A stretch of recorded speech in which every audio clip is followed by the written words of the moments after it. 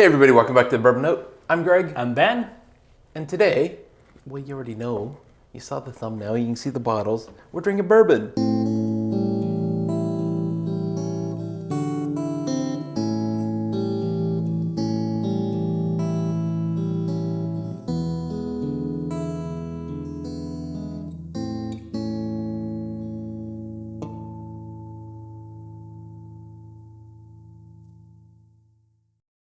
All right, Ben, what's going on? Well, we've already had all of these recently. We have, but we have not had them together. So we recently did the C922. That's this one. Yep, so this is Larceny Barrel Proof A122, B522, C922, all the 22 releases. So A means it's the first release of the year for their barrel proofs. 1 means January. 22 the year. Yep. 22 the year. So B5, May, 22. Yep. C9, September. So we recently did the C922, and this one is getting lauded as just, one of the whiskey of the years. It's so much better than the other ones.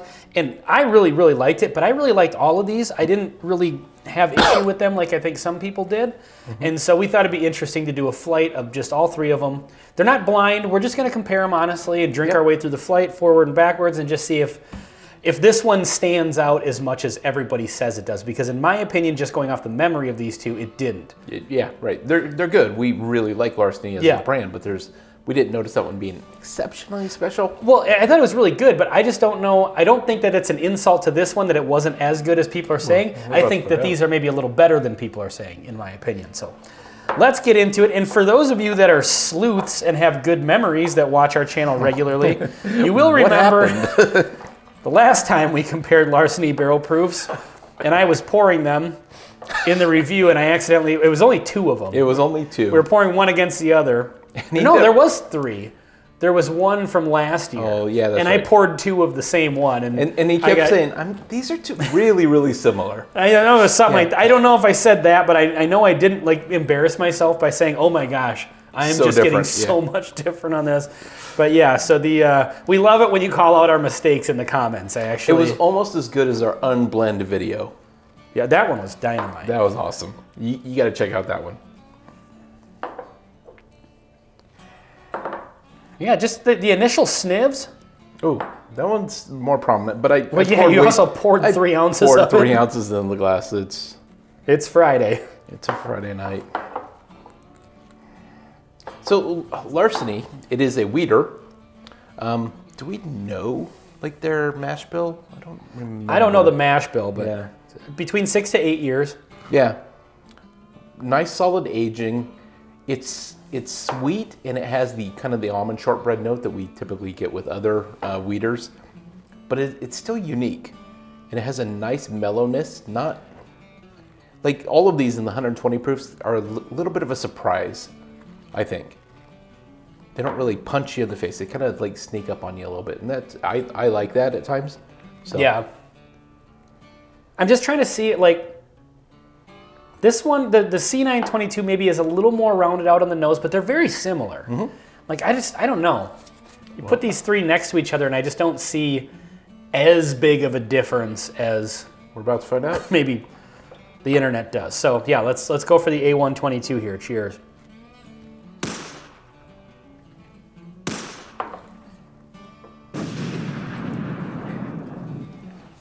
Wow, that's got flavor forward. Yeah, that's that is the best bourbon I've drank in a half hour.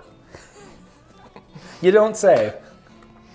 We did a review of a bourbon I did not like in the previous round. This is a breath of fresh air. Yeah.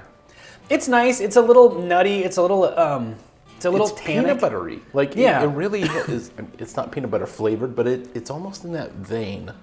It's like a peanut butter popcorn. Yeah. Or something. It is a little tannic. Really? It's got there's a little bit of a bitter, a bitter oak, or maybe there's just maybe it's just the proof. I'm not gonna drink too much of it because I'm gonna go back and forth here. I'm getting something though. Are you having water, Greg? I will. Oh, so you're gonna be one of the weak today. Oh. You're going to have to watch our live stream to see that reference. Or you've said that in like 3 videos now. You really are going hard in the paint against water. Really? Yeah. Standing up to big water, Greg. All right, I'm going for the B522. The Bravo model.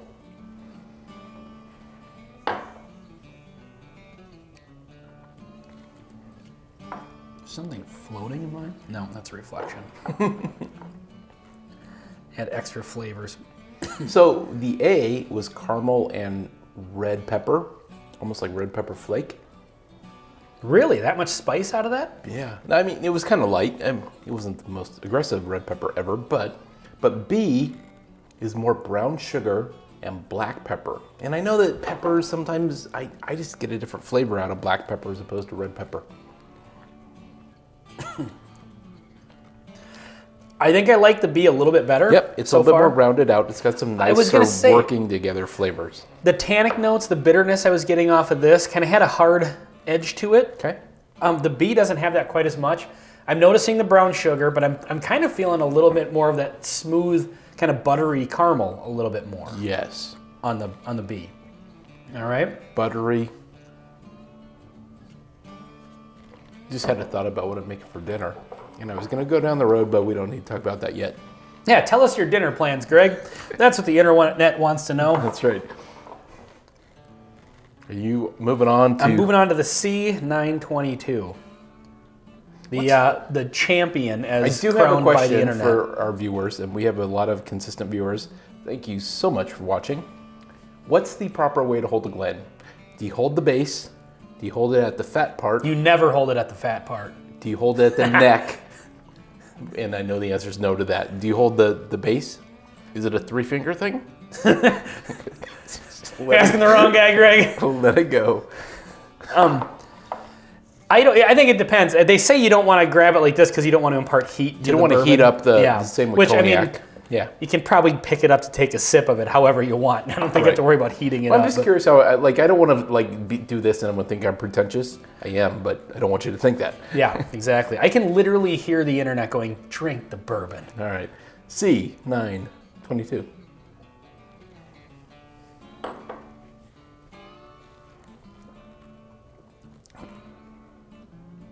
Fig and leather. This one's more earthy, and that's a flavor that maybe works better for me, but it still has I think it's the bitterness on the end, which that sounds like life.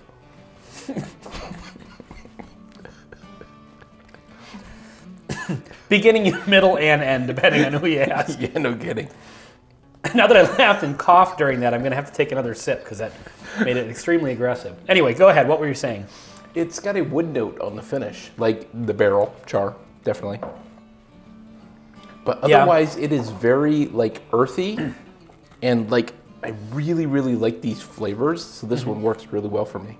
This one's a little bit brighter in flavor, so I'm gonna go back to that one here in a second. I'm interested in, now that I've gotten through all of them, tasting them in the reverse order. You know, we've got to make the joke. It's our thing. Drinking them. Okay, I'm going to drink them backwards. Now we drink them this way. Now I'm going to drink them backwards. Yeah, Go ahead. Oh, you said you. You said I. But it's your joke. You have to tell me, so you're going to drink it like this? I apologize for that. Once you start something, you got to keep it going. Mm-hmm. All right, so going backwards. I just had the C. Now I'm going back to the B5. I'm going no water this time as well. Yeah. Ben's taking up this flag for waters for the week. Mm-hmm.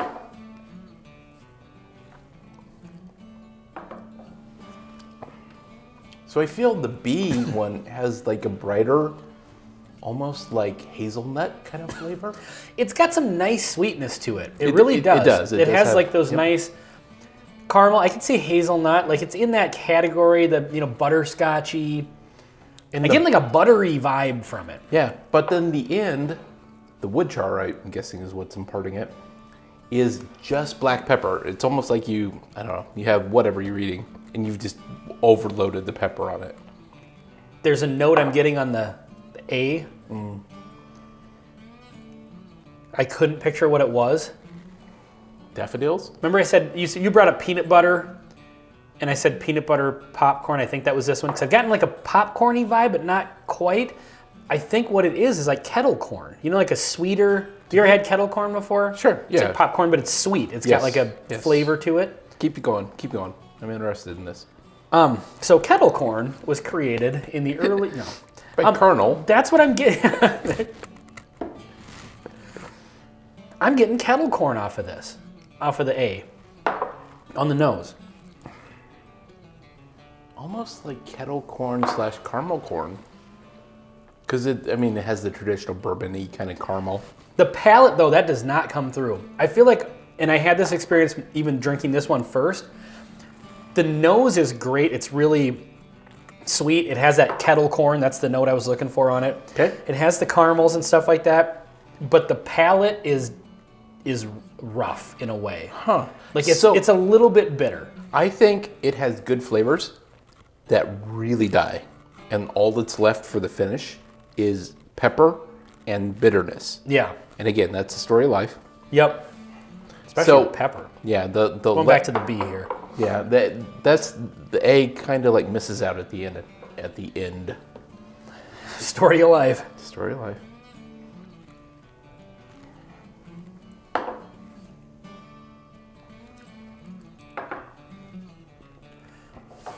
Man, this is interesting. Now, of course, we've drank so many sips of these in different orders where it's kind of getting, What are you talking about? palate's getting a little bit, muted. Whinings for the week.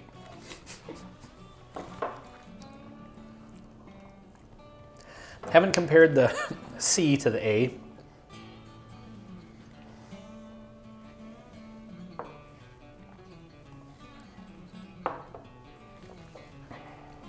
I'm looking forward to the D12. 22. Technically, we're in January, so we'll just let it go. So, do you have an order here? Yes. What's your order? C is by far the most interesting whiskey. Now, when I say the most, it's 5% better than B. C is definitely ahead of B, but it's only slightly. You know what I mean? Like if you took away C, I like B a lot. I like A fair amount, but the finish really does let it down. Yeah. At this point, my mouth is kind of just, the palate's a little burnt enough from drinking all these that... May I interest you in some waters? Well, yeah, but I think I'm going to go with my original order. Your original order. Well, I kind of knew right from the beginning after just tasting all three of them and going backwards through them. Is it CBA? No, it isn't actually. I think I like B the best. That's wacko. That one I think has the nicest kind of rounded out those sweetness, like that buttery caramel. You mentioned, what was it, toffee or no? And I said like butterscotchy, like kind of in that range of stuff. I was thinking buttered rolls. Like a hot buttered roll kind of thing. Getting a little bit of rye spice on this one now. Interesting, because there's not rye in it. I know there's not rye. That's why it's so interesting. I think I like the nose the best on A, but I like the palate the least.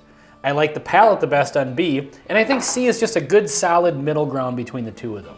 I think the D12 22 is going to be the banger. Is gonna be the option. I will say I do agree with you. There's maybe a 5% difference between these two. They're not, and to be honest, this is not lagging too far behind. It's just a little bitter and unrefined, and it's just kind of like... So, a little bit of consumer research. If someone has maybe tried Larceny or maybe never tried Larceny, this is a Heaven Hill product. They sell a regular Larceny. Do you have a normal one? Doesn't matter. I don't. It's like, what, $30? On the high end. Oh. I see it on sale for 22. Okay. I think it's usually around the 27. And it's 94? 92. 92 proof. Yep. So this is their barrel proof, and they do 3 a year. Price-wise, they're $59.99 typically, and we're in Minnesota, and prices vary across the country, but maybe around the world too. They should be about $60. I saw one for 80 today. 3 times a year they come out, A, B, and C model, but this is the A, which is January. It doesn't actually come out in January. That's not where you're going to see it. It may be March when you see the January one actually hit the shelf wherever you're at, or later. Or in our case, it's usually a couple months later. Yeah. So let's get to the blend here. The blend. The D, what did you call it? D12? D12 22. Okay. And if Master Distillers of Heaven Hill are watching, again, thank you so much for watching. Yeah. We suggest you consider. I am getting water in between this because we got to show the blend respect. Make ourselves weak. Sometimes when we do these blends, they work out extremely well. Sometimes not so much. We've had blends of bourbons or scotches or whatever that don't belong together. Bad mistake. Yeah. These three probably should be. I'm guessing this is really cast strength larceny is what we're ultimately drinking. Yeah, it's going to taste like a general. Yep. Yeah. General barrel proof larceny. Yeah. The D1222. And I don't. 1, 2, 3, 372 in the proof point range. Something like that, yeah, for sure. And probably around 21 year. Yep. If you add them all up. Yep. All right, let's go for it. Cheers.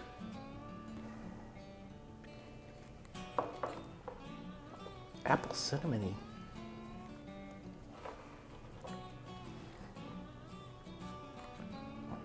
I'm getting more cinnamon on this than I would have expected. Definitely almond. A little bit of milk chocolate, but a little bit. That's really good, actually. It is really, really good. And seriously, Heaven Hill, you need to call us. Yeah. However, well, they don't now. We gave it away. Well, yeah. Half of this one, half of this one, and half of this one. Exactly. Math. Yeah, that's actually, if you have all three of these, try in equal parts, You know, the interesting thing, though, is while I think the density and like the viscosity has gone down a bit, but I really get the bitterness on the end, again, story of life, from this one. It really punches through. Punches through. I almost feel like the blend brings out the wheat a little bit more. I think so. I'm getting a way, like this is a completely different, I shouldn't say completely different because they're all same mash bills, generally the same proof within a proof point or two. Sure. But the blend of all three of them together actually brings out something new, and that's not always the case. Like you were saying, some things don't work, some things do. Sometimes it's just like, yeah, it just kind of tastes like all of those blended together. This is like a whole new whiskey. So I'm getting... In obviously the same category. Yes. But I'm getting those wheat notes that I wasn't getting on any of these individually. So I'm getting a more pronounced barrel burn on the finish that keeps going on and on. That's the 370 some proof. I think it's barrel though. It's like, it's not char, it's oak. It's some wood tannins, but they're not super dry, and normally they are. Sure. It's a good finish. There is a little hint of the bitterness from this one, but the finish is interesting on this. I kind of like it. I'm going to try this again when I haven't been sipping, multiple cast strength bourbons and doing reviews and like with just a fresh palate, half ounce of each of one of these, and try this again because I think this blend was really good. I think. And I want to see if I have the same experience, like I said, when I haven't already been You never know. sipping a bunch of these. So, all right, well, do you have anything more to add here? Talk about the bitterness of the end of life or whatever. What are you referring to? I'll let it go. This is what I deal with. All right, well, this has been a flight of all the 2022 Larceny Barrel Proofs on the Bourbon Out. Thank you for watching. I'm Ben. I'm Greg. Share this video with a friend or an enemy. Make them a friend. There it is. Till next time. See you next time.